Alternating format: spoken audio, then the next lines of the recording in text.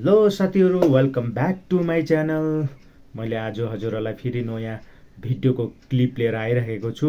हजुरहरूले यो video अन्तिमसम्म skip नगरिकन हेरिदिनुहुन्छ भनेर म आशा राख्दै यो भिडियो चाहिँ मैले कसको लागि बनाइरहेको छु भने हाम्रो प्यारो दिदीबहिनीहरूको लागि बनाइरहेको छु। हजुरहरूले मन नदुखाइदिनुहोस् होला, यस्तो भिडियो बनायो भनेर, यस्तो भिडियो हालिदियो भनेर।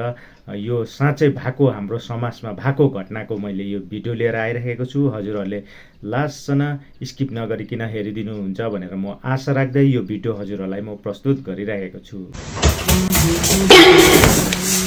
भएको म पहिला आएको यहाँ सिटमा म बस्नलाई होइन। मैले पहिला ब्याग राखिसकेँ कि म बस्छु नि। अब म फर्स्ट आएको नि त, म बस्छु। मैले ब्याग राखिसकेँ त, अब त मेरो सिट भइसक्यो नि। होइन, म फर्स्ट आएको, म बस्छु। किन डिस्कस गर्नुभएको?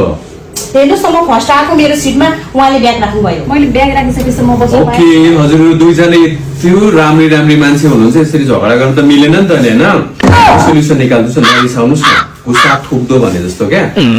ओके, तपाईँहरू दुईजनामा जो दिदी हुनुहुन्छ उहाँ पहिला बस्नु, जो बहिनी हुनुहुन्छ उहाँ पछाडि गरौँला। आमा, त्यसो भए त म भर्खर 19 वर्ष पुग्छु। दिदी बस्नुहोस् न। हजुर ठिकै छ, मेरो टाइम छ। होइन म त भर्खर 16 वर्ष पुग्दैछु। होइन दिदी, हजुर बस्नुहोस् न, मेरो टाइम होइन।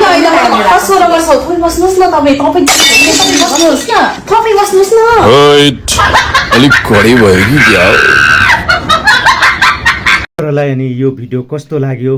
साँच्चै भएको हो यस्तो खाले हुन्छ तपाईँहरूको समाजमा? तपाईँहरूको वरपर यताउता काहीँ देखिरहनु भएको छ भने साँच्चै हो भने चाहिँ हजुरहरूले यो भिडियोलाई धेरैभन्दा धेरै सेयर पनि गरिदिनुहोस् अनि धेरैभन्दा धेरै कमेन्ट पनि गरिदिनुहोस् मलाई।